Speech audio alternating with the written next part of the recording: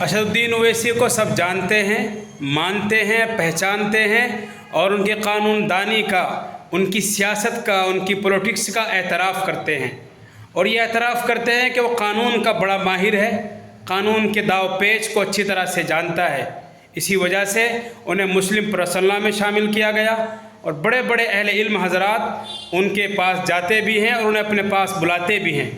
اسد الدین اویسی کے تعلق سے کچھ رائے میں آپ کے سامنے پیش کر رہا ہوں کہ ان کے تعلق سے ہمارے علماء کیا سمجھتے ہیں اور کیا کہتے ہیں۔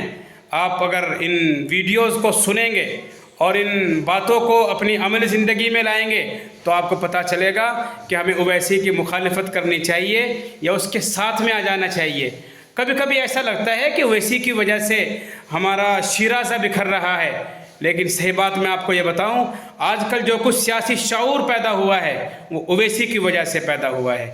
لیکن کچھ لوگ ایسے مخالفت کرتے ہیں جن کی وجہ سے، کہ جن کو اویسی کی وجہ سے اپنا اقتدار خطرے میں نظر آتا ہے، ان کی اپنی پرسنالٹی ختم ہو رہی ہے، ان کی اپنی پہچان ختم ہو رہی ہے، ان کا وقار داؤ پر لگا ہے، ان کا مستقبل داؤ پر لگا ہے، تو ظاہر بات ہے ایسا آدمی مخالفت کے علاوہ کچھ اور نہیں کر سکتا۔ کچھ بیانات، چھوٹی چھوٹی سی کلپس میں آپ کے سامنے پیش کر رہا ہوں جس سے آپ کو اندازہ لگے گا کہ اویسی کس طرح کے آدمی ہیں، کس طرح کے سوچ کے عامل ہیں، اور وہ لوگوں کے لیے ہمدرد ہیں یا لوگوں کی بھاوناؤں سے کھیلتے ہیں یا ان کے جذبات سے کھیلتے ہیں۔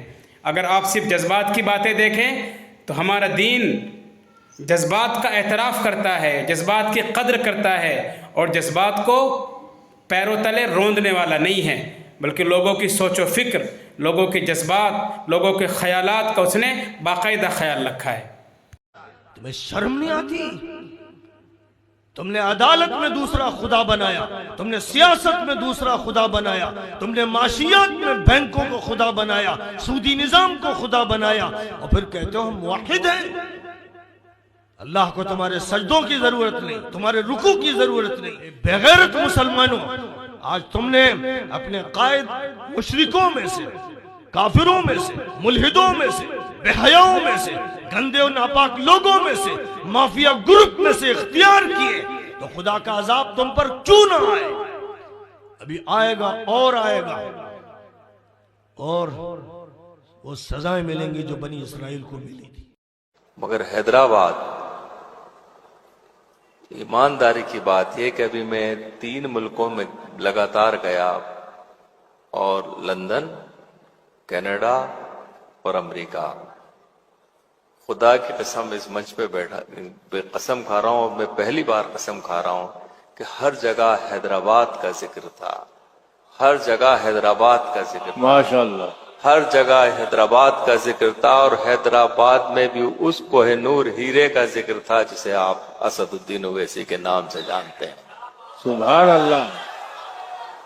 میں کبھی قسم نہیں کھاتا، پورے 40 سال کے مشاعرے اٹھا کے دیکھ لیجئے، یہ دماغوں پہ راج کرتے ہیں، یہ دلوں پہ راج کرتے ہیں، یہ محبت کی بات کرتے ہیں، مگر نہ جانے کیوں لوگ انہیں نفرت کے نظروں سے دیکھتے ہیں، کیونکہ وہ ہمارے ہیں، ہماری آواز اٹھاتے ہیں۔ آپ نے ایک ایسا کوہ نور ہیرا دے دیا ہمارے سماج کو، جس کی چمک سے پورا ہندوستان ہی نہیں، پوری دنیا کے مسلمان منور ہو رہے ہیں اور فائدہ اٹھا رہے ہیں۔ اللہ اس آواز کو ہمیشہ ہمیشہ بلند رکھے، قائم رکھے، اور ہمیشہ ان کے حصے میں فتح آتی رہے، کامیاب ہوتے رہیں۔ ان کی کامیابی 30 کروڑ مسلمانوں کی کامیابی ہوتی ہے۔ بس یہ ذمہ داری آپ کی ہے۔ میں نے اشارہ کیا ہے کہ اگر حیدرآباد کمزور ہوا تو ہندوستان کا مسلمان کمزور ہو جائے گا۔ اللہ اس آواز کو سلامت رکھے۔ شاید میں اگلی بار مشاعرے میں آؤں یا نہ آؤں، مگر یہ ضرور ہے کہ ہمیشہ ان کے ساتھ رہا اور ہمیشہ ان کے ساتھ رہوں گا، آخری سانس تک ان کے ساتھ رہوں گا، یہ میرا وعدہ ہے۔ اور یہ بھی بتا دوں کہ میرے پاس مشاعروں کی کوئی کمی نہیں رہتی، ہزاروں مشاعرے، سینکڑوں مشاعرے میں روز منع کرتا ہوں۔ اسد بھائی سے نہ جانے کون سی محبت ہے، کون سا پیار ہے، ان کے ایک ایک لفظ کو سنتا ہوں اور اپنی شاعری کا حصہ بنا لیتا ہوں۔ یہ ان کی خوبی ہے۔ واہ حیدرآباد والوں، اللہ آپ کو بھی سلامت رکھے اور آپ کے لیڈر کو بھی سلامت رکھے۔ مولانا محمود مدنی اسد الدین اویسی کے خلاف ہیں، ہاں خلاف ہیں۔ مولانا محمود مدنی نے جو کچھ کہا اویسی صاحب کے متعلق برابر نہیں۔ آج کوئی ہم مسلمانوں کے لیے ہندوستان میں بولنے والا نہیں، مولانا محمود مدنی بھی نہیں بولتے جیسا اویسی صاحب بولتے ہیں۔ میرے ساتھ پڑھے ہوئے ہیں، بلکہ مجھ سے پیچھے تھے، لیکن جو حرکت انہوں نے کی ہے اور کر رہے ہیں مناسب نہیں۔ ان کی ہی نادانیوں کی وجہ سے جمعیت علماء دو حصوں میں تقسیم ہوئی ہے، اور جمعیت علماء کا اپنا جو وزن تھا وہ ختم ہو گیا۔ اور بھی بہت ساری باتیں ہیں، میں بولنا نہیں چاہتا، آج دنیا بھر کے لوگ جواب دے رہے ہیں نا۔ کا ساتھ دینے والا نہ بنے، کہیے انشاءاللہ۔ اگر آپ کے علاقے میں کوئی ظالم کا ساتھ دے تو اس کا بائیکاٹ کی۔ مجھے معلوم ہے لوک سبھا کے الیکشن میں آپ کے کچھ لوگوں نے بی جے پی کا ساتھ دیا تھا، ایسے لوگوں کا حقہ پانی بند ہونا چاہیے، ایسے لوگوں کا سوشل بائیکاٹ ہونا چاہیے، ایسے لوگوں سے سلام دعا بند ہونی چاہیے۔ کیا بے شرم لوگ ہیں؟ مسجدوں کو شہید کرنے والوں کا تم ساتھ دے رہے ہو، مسجدوں پر بلڈوزر چلانے والوں کا تم ساتھ دے رہے ہو۔ کہہ دو کہ ہمارا نام اب مسلمانوں کا نام نہیں ہے، ہم آج سے گھنشیام داس ہیں، کہہ دو، اعلان کرو۔ یہ آدھا تیتر آدھا بٹیر نہیں چلے گا۔